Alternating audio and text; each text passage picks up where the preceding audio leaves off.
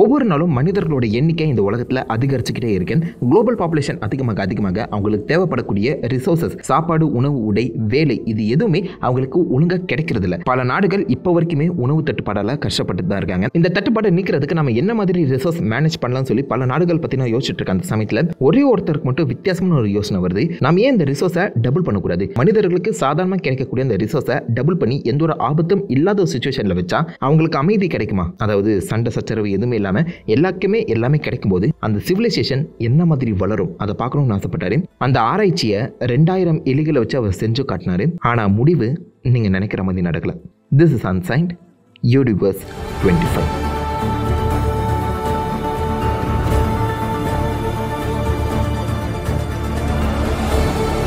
American சயின்டிஸ்டாக இருந்த John C கேல்ஹான் ஒரு இத்தாலஜிஸ்ட்னா மனிதர்கள் அல்லாத பிற உயிர்களோட பிஹேவியரை அனலைஸ் பண்ணுறது. சொந்த வகையில் இவருடைய மொத்த ஈடுபாடுமே எலிகள் மேலே தான் இருந்தது. எலிகளோட அந்த வாழ்க்கை முறை, அவங்களுடைய இந்த சோஷியல் ஸ்கில்ஸ் வந்து பார்த்தீங்கன்னா கிட்டத்தட்ட பல இடங்களில் மனிதர்களை ஒத்து போகிறா இருக்க அந்த காரணத்தினால இந்த எலிகளை வச்சு மனிதர்கள் பற்றின அந்த சிவிலைசேஷன், மனிதர்களோட அந்த வாழ்க்கை முறை என்ன மாதிரி மாறுதுங்கிறத ரொம்ப நாள் ரிசர்ச் பண்ண ஆசைப்பட்டார்.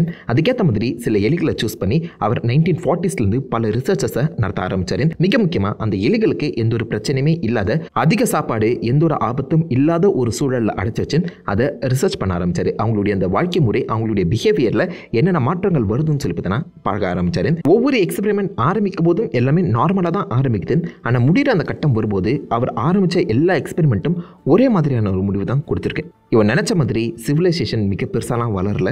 எலிகள் தங்களுக்குள்ளே அடிச்சுக்கிட்டு கடைசியில் ஒரு எலி கூட மிச்சம் வைக்காம எல்லா எலிகளும் ஒவ்வொரு எக்ஸ்பெரிமெண்ட்லையுமே செத்துட்டு இருந்துச்சு. இவருடைய குறிக்கோள் ஒன்று தான், எலிகளோட யூட்டோப்பியாவை உருவாக்கணும். யூட்டோப்பியானா எந்த ஒரு பிரச்சனையுமே இல்லாமல் அமைதி மட்டும் நிலவக்கூடிய ஒரு இடம்.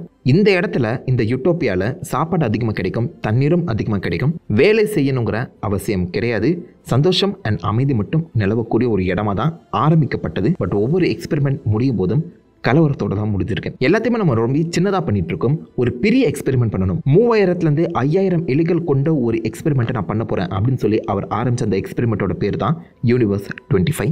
National institute of mental health நிம்ஃபுங்கிற ஒரு இடத்துல 1954 10x14 அடி ஒரு மிகப்பெரிய கேஜ் வந்து பார்த்தீங்கன்னா இவர் கிரியேட் பண்ணுறாரு. அந்த கேஜில் எந்த பக்கம் திரும்பினாலும் சாப்பாடு தான் இருக்கும். அந்த கேஜை அவர் மொத்தம் 16 செக்ஷனாக பிரித்து அதில் திரும்ப திசை எல்லாமே சாப்பாடும் தண்ணீரும் அண்ட் அந்த எலிகள் வாழக்கூடிய அளவுக்கு சின்ன சின்ன டவர்ஸுமே பார்த்தீங்கன்னா உருவாக்கி அதில் எலிகளை ரிசர்ச் பண்ணணும்னு ஆசைப்படுறாரு. ஸோ இந்த இடத்துல எலிகளுக்கு எந்த ஒரு குறையுமே கிடையாது. ஸோ ஆரம்பத்தில் மொத்தம் 8 எலிகளை தான் அவர் சூஸ் பண்ணாரு. எந்த ஒரு வியாதிகளும் இல்லாத ரொம்ப ஸ்ட்ராங்கான 4 ஆண் 4 பெண் எலிகளை சூஸ் பண்ணி அவர் முதல் நாள் இந்த மிஷனை ஸ்டார்ட் பண்ணுறாரு. ஃபேஸ் ஏ முதல் நாளில் ஆரம்பித்து 104ஆம் நாள் வரைக்கும் அந்த எலிகள் பார்த்தீங்கன்னா அந்த இடம் எப்படி வேலை செய்யுது, எங்கே சாப்பாடு கிடைக்குது, எங்கே தூங்கலாம், எந்த இடம் சேஃபாக இருக்கும்னு சொல்லி பார்த்தீங்கன்னா தேட ஆரம்பிச்சதுங்களாம். 104 நாட்கள் அது என்ன மாதிரி அந்த இடம் இருக்குங்கிறத மட்டும் பார்க்கறதுக்காகவே வெளியிலேருந்து வந்து அந்த வாழ்க்கை முறையை கம்ப்ளீட்டாக மாற்றி அந்த இடத்துக்கு ஏற்ற மாதிரி அதோடைய வாழ்க்கை முறைகளை அட்ஜஸ்ட் பண்ண ஆரம்பிச்சது. மற்ற எலிகளை பற்றி அந்த எலிகள் தெரிஞ்சுக்க ஆரம்பிச்சது. ஸோ 8 எலிகளும் தங்களை பற்றி புரிஞ்சுக்கிட்டு அதோடைய வாழ்க்கை முறைகளை அட்ஜஸ்ட் பண்ணியிருக்க அந்த சமயத்தில் இந்த ஃபேஸ் ஏவை அட்ஜஸ்ட்மெண்ட் ஃபேஸ் அப்படிங்கிற மாதிரி சொல்கிறாங்க. அண்ட் இவர் எதிர்பார்த்த சாப்பாடு அதிகமாக கிடைக்கும்போது பெருசாக எந்த ஒரு வேலையுமே இல்லாமல் இந்த எலிகள் இனப்பெருக்கத்தில் ஈடுபட்டுச்சு. 55வது நாள்லேயே அந்த பாப்புலேஷன் டபுள் ஆனதாக சொல்லப்படுது. ஸோ இந்த மாதிரி 55 நாட்களுக்கு பாப்புலேஷன் டபுள் ஆகிட்டு இருந்திருக்கு. 104ஆம் நாளில் ஆரம்பித்து 315ஆம் நாட்கள் வரைக்கும் ஃபேஸ் பி எக்ஸ்ப்ளாய்டேஷனுங்கிற பற்றி தான் நடந்திருக்கு. பாப்புலேஷன் டபுளாக இப்போதைக்கு அந்த இடத்துல வாழக்கூடிய எலிகளோட எண்ணிக்கை அதிகமாகுது. அந்த எலிகள் தங்களுக்கான இடத்தை சூஸ் பண்ணி எந்த இடத்துல சாப்பிடணும், எந்த இடத்துல தூங்கணும், எந்த இடத்துல நல்ல சாப்பாடு கிடைக்குது அப்படின்னு சொல்லி பார்த்தீங்கன்னா தேட ஆரம்பிக்குதான். அந்த ஏரியாவை பகுதிகளாக பிரித்து பார்க்கும்போது ஒரு சில இடத்துல எலிகள் அதிக எண்ணிக்கையில் இருந்திருக்கு, சில இடங்களை எலிகள் கம்ப்ளீட்டாக ஒதுக்கி தள்ளியிருக்கு. இங்கே தான் அது ப்ரீடிங்கும் பண்ணியிருக்கு, அதிகமான குழந்தைகளையுமே ஈன்றெடுத்திருக்கு. அண்ட் அங்கே பிறந்த குழந்தைகளும் இந்த இடத்தை தாண்டி வேற எங்கேயுமே போகாமல் இந்த இடத்துல கிடைக்கக்கூடிய சாப்பாடு தண்ணீரை மட்டும் நம்பி வந்ததான் சொல்லப்படுது. பாப்புலேஷன் ஃபர்ஸ்ட் 55 நாட்களுக்கு டபுள் ஆனது இப்போதைக்கு 145 நாட்களாக மாறுது. பாப்புலேஷன் இன்க்ரீஸுங்கிறது பாதியாக குறைஞ்சதாக சொல்கிறாங்க.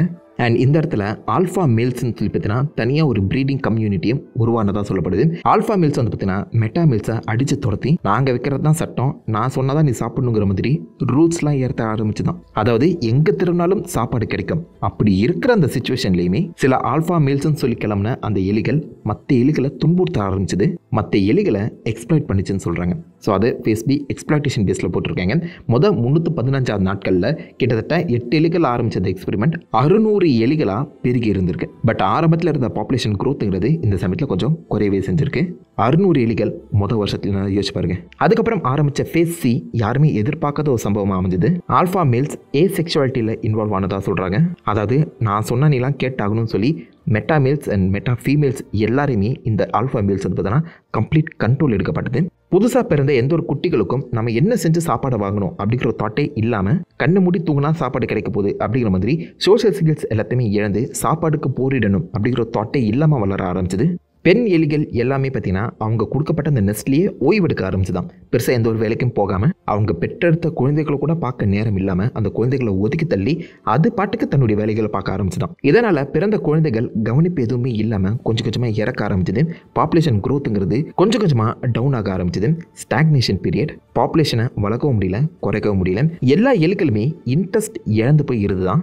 அதுலேயுமே இந்த ஒதுக்கி தள்ளப்பட்ட மெட்டாமில்ஸ்ன்னு சொன்ன அந்த எலிகள் சென்டரில், அதாவது மற்ற எந்த ஒரு கூட்டுக்கும் போகாமல் சென்டரில் ஒரு கூட ஆரம்பிச்சு சாப்பிட்றது தூங்குறதை மட்டுமே வேலையாக பார்த்துட்டு இருந்துச்சாங்க. சாப்பிட்றது தூங்குறது க்ரூமிங், அதாவது தன்னைத்தானே அழகுபடுத்திக்கிற வேலையை மட்டும் பண்ணி அந்த மேல்ஸ் எல்லாமே இருக்கிறதுலே நல்லா புஸ்டிக்காக அழகாக வளர ஆரம்பிச்சுதான். ஆல்ஃபா மேல்ஸ் அப்பப்போ சண்டைக்கு போய் அது உடம்புக்குள்ள காயங்கள் இருக்கும். ஆனால் சென்டரில் ஒதுக்கி தள்ளப்பட்ட அந்த மேல்ஸ் எல்லாமே அழகானதாக மாற ஆரம்பிச்சுது. இந்த எலிகளை கோல்சன் பார்த்தீங்கன்னா பியூட்டிஃபுல் ஒன்ஸ் அப்படிங்கிற மாதிரி மென்ஷன் பண்ணுறாரு.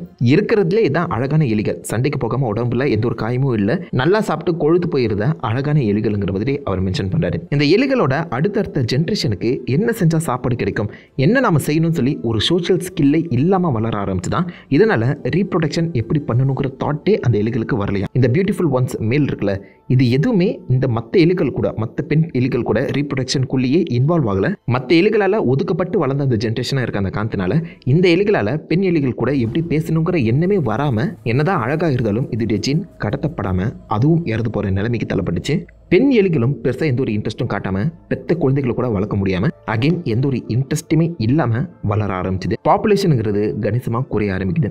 ஸோ ஆரம்பத்தில் இந்த கேஜை உருவாக்கும் போது இதுக்குள்ளே 5000 எலிகளை தாக்கு பிடிக்கலாம் அப்படிங்கிற மாதிரி தான் உருவாக்குனாங்க. ஆனால் பாப்புலேஷன் பீக்குங்கிறது வெறும் 2200 எலிகளை தான் டச் பண்ணிச்சுன்னு சொல்கிறாங்க. அதுக்கப்புறம் எலிகள் அதிகமாக பெருகலை, கொஞ்சம் கொஞ்சமாக எண்ணிக்கைங்கிறது குறைய ஆரம்பிச்சுது. ஆல்ஃபா மேல்ஸ் வந்து பார்த்தீங்கன்னா ஏசெக்சுவாலிட்டிக்குள்ளே இன்வால்வ் ஆச்சான், அதாவது பெண்களை தேடாமல் ஆண்களே தேடி போயிருக்கு.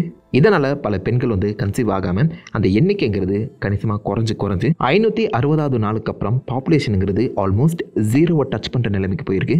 இந்த ஃபேஸை அவர் டெத் ஃபேஸுங்கிற மாதிரி சொல்கிறாரு. இது எதுக்காக நடந்ததுன்னு சொல்லி யாருக்கும் தெரியல. ஏன்னா அளவுக்கு அதிகமான சாப்பாடு இருக்குது, தண்ணி இருக்குது, இஷ்டத்துக்கு வாழக்கூடிய ஒரு இடமும் இருக்குது. ஆனால் பாப்புலேஷன் அதிகமாகும் போது ஓவர் க்ரௌடிங்குங்கிற ஒரு விஷயம் நடந்திருக்கு. இந்த ஓவர் க்ரௌடிங்கில் அந்த எலிகளுக்கு சாப்பாடு கிடைக்குதுங்கிறது ஒரு பக்கம் இருந்தாலும் அது என்ன செஞ்சால் சாப்பாடு கிடைக்கும் அப்படிங்கிற ஒரு ட்ரைவ் ஃபோர்ஸ் பார்த்தீங்கன்னா இல்லாமல் போயிடுச்சு. இந்த ஒரு எண்ணம் அடுத்தடுத்த ஜென்ரேஷனுக்குமே பார்த்தீங்கன்னா புஷ் பண்ணப்பட்டிருக்கு. புதுசாக வந்த இந்த ஜென்ரேஷனுக்கு சாப்பாடு மட்டும் சாப்பிட்டா போதும், சாப்பிட்டு வாழ்ந்துட்டு செத்து போயிடலாம் அப்படிங்கிற தாட் மட்டும் இருக்கு. அந்த காரணத்தினால எந்த ஒரு நாட்டமும் இல்லாமல் சோஷியல் ஸ்கில்ஸ் இல்லாமல் அந்த எலிகள் கொஞ்சம் கொஞ்சமாக பாப்புலேஷன் வைஸாக குறைய ஆரம்பிச்சுதான். இந்த டெத் ஃபேஸில் மொத்தம் 2 விதமான சாவு நடந்திருக்கு. ஒன்று ஸ்பிரிட் டெத், அதாவது மனதளவில் அந்த எலிகள் ஆல்ரெடி செத்து போயிடுச்சு, அடுத்த ஜென்ரேஷன் உருவாக்கப்பட்டிருந்தாலும் ஸ்பிரிட் டெத்துங்கிறது தான் முதல்ல நடந்திருக்கு. பர்பஸே இல்லாமல் அந்த எலிகள் வாழணும் அப்படிங்கிற ஒரு எண்ணம் உருவாகியிருக்கு. ஸோ அந்த எலிகளோட எண்ண ஓட்டம் அண்ட் இன்ட்ரெஸ்ட் குறைஞ்சதுக்கு இதுதான் காரணம்ங்கிற மாதிரி அந்த கோல்கன் சொல்லியிருக்காரு. ஃபர்ஸ்ட் நடந்தது ஸ்பிரிட் டெத், அதுக்கப்புறம் ஃபிசிக்கல் டெத், ஆப்வியஸாக சாதாரண டெத். இந்த ஸ்பிரிட் டெத்துங்கிற ஒரு விஷயம் தான் இந்த மொத்த சிவிலைசேஷனை உடைச்சிருக்கு. கிட்டத்தட்ட 4 வருஷங்கள் இந்த எக்ஸ்பெரிமெண்ட் ஆரம்பித்து 4 வருஷங்கள் கழித்து கடைசி ஆண் எலி இறந்துதான் சொல்லப்படுது. 4 வருடங்கள் ரன் ஆன இந்த எக்ஸ்பெரிமெண்ட்டோட பேசிக் சம்மரி என்னன்னு கேட்டிங்கன்னா, தொடக்கம்ங்கிறது எல்லா எலிகளுக்கும் நடக்கிறது போல ஒரு நல்ல வாழ்க்கை, நல்ல ஒரு இடத்துல நம்மளுக்கு கிடைச்சிருக்குங்கிற மாதிரி தான் அதுக்கு ஆரம்பிச்சிருக்கு. பட் ஒவ்வொரு நாள் போக போக அந்த பாப்புலேஷன் டபுள் ஆகி அந்த எலிகள் ஓவர் க்ரௌடிங்கிற ஒரு சிச்சுவேஷனுக்கு போயிருக்கு. இந்த ஓவர் க்ரௌடிங்கில் அடுத்து என்ன பண்ணுறதுன்னு தெரியாமல் இருக்க ஆல்ஃபா மேல்ஸ் மற்ற எலிகள் மேலே கோவப்பட்டு சண்டைக்கு போயிருக்கு. சண்டையிலேருந்து ஒதுக்கப்பட்ட அந்த எலிகள் நமக்கு தான் சாப்பாடு கிடைக்குது, எதுக்கு இவங்க கூடலாம் சண்டை போடணும்னு சொல்லி இன்ட்ரெஸ்ட்டை இழந்து சாப்பாடு மட்டும் வாழ்க்கையாகவே வாழ்ந்துருக்கு. ஆல்ஃபா மேல்ஸ் மற்றவங்களை டாமினேட் பண்ணி இருந்தாலும் அதில் எந்த ஒரு யூஸுமே இல்லை. ஸோ டாமினேட் பண்ணாலும் அவனுக்கு சாப்பாடு கிடைக்குதுல்ல, ஸோ இதனால் என்ன யூஸுங்கிற அந்த சிச்சுவேஷனுக்கு போயிருக்கு போல. அது மட்டும் இல்லாமல் தன்னுடைய அந்த பவரை காட்டுறதுக்காக மற்ற எலிகளை கொன்று சாப்பிடக்கூடிய அந்த கேனிபலிசமும் நடந்திருக்க மாதிரி மென்ஷன் பண்ணியிருக்காங்க. அதாவது சாப்பாடு அதிகமாக இருக்குது, பட் இருந்தும் மற்றவங்களை கொன்று சாப்பிடக்கூடிய அந்த கேனிபலிசத்துக்குள்ளே இன்வால்வ் ஆகியிருக்கு. பெண்கள் அதோடைய குழந்தைகளை எப்படி வளர்க்கணும்னு தெரியாமல் மொத்த சிவிலைசேஷனும் படுகொழியை நோக்கி நகர்ந்திருக்கு.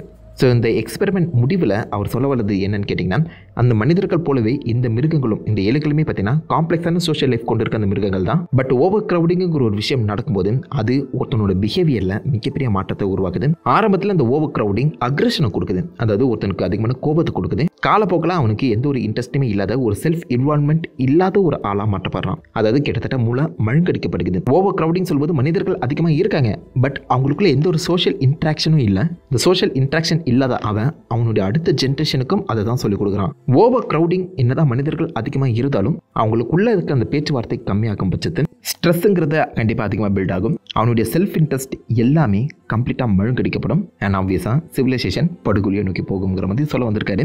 இதில் ஒரே ஒரு சின்ன மிஸ்டேக் என்னன்னு கேட்டிங்கன்னா, அந்த எலிகளுக்கு சாப்பாடு தண்ணின்னு சொல்லி எல்லாமே கொடுத்துருந்தாலும் அதோடைய மென்டல் ஸ்டிமுலேஷனுக்காக எதுவுமே அமைக்கப்படலை. ஒன்று செஞ்சாதான் ஒன்று நடக்கும் அப்படிங்கிற மாதிரி அந்த எலிகள் யோசிக்கவே இல்லைங்க.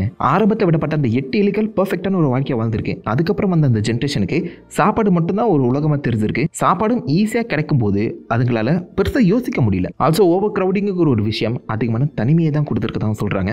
அது மட்டும் இல்லாமல் ஏசெக்சுவாலிட்டியை அது அதிகமாக்கியிருக்கவும் சொல்லி மென்ஷன் பண்ணியிருக்காங்க. மனிதர்களுக்கு இது டைரெக்டாக கன்வெர்ட் ஆகிறதுக்கான வாய்ப்புகள் ரொம்ப கம்மி. ஏன்னா மனிதர்கள் ஒவ்வொரு நாளும் வேலைக்கு போய் தான் சம்பாதிச்சு சாப்பிட்டுட்டு இருக்காங்க. பட் இருந்தாலும் ஓவர் க்ரௌடிங்குங்கிற ஒரு விஷயம் இப்போதைக்கு இருக்க மனிதர்களுக்கு ஸ்ட்ரெஸ் அதிகமாக கொடுக்க தான் செய்யுது. சிம்பிளான ஒரு எக்ஸாம்பிள், வாழ்க்கையில் டெய்லி பார்க்குற ஒரு எக்ஸாம்பிள் கொடுக்கும்போது ஓவர் க்ரௌடிங்னால வேலை வாய்ப்புகள் கம்மியாகுதுல்ல. ஸோ நீங்கள் டெய்லியும் வேலை தேடக்கூடிய ஒரு இன்ஜினியராக இருந்தீங்கன்னா ஒரு போஸ்டிங் தான் இருக்கும். ஆனால் அந்த போஸ்டிங்க்கு அப்ளை பண்ணுறதுக்கு 10,000 பேர் காத்துட்ருக்காங்க.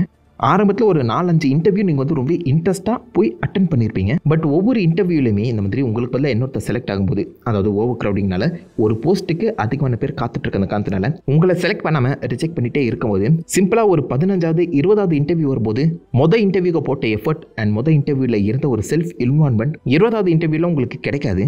அந்த 20வது இன்டர்வியூ ஒரு 40வது இன்டர்வியூவாக மாறும்போது என்ன நடக்கும்? எப்படியும் கிடைக்காது, எதுக்கடா போடணும் அப்படிங்கிற ஒரு இன்ட்ரெஸ்ட்டை நீங்கள் கம்ப்ளீட்டாக இழந்துருவீங்க.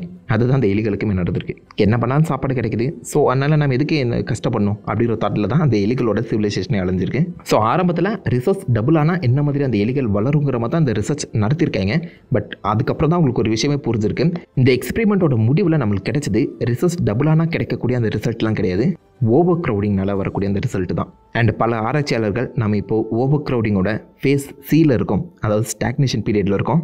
ஃபேஸ் டி ரொம்ப தூரத்தில் இல்லைங்கிற மாதிரி மென்ஷன் பண்ணியிருக்காங்க. அது நடக்கக்கூடாதுன்னு நம்புவோம். நம்ம எலிகளோட புத்திசாலிகள் தானே. This is unsigned, signing off.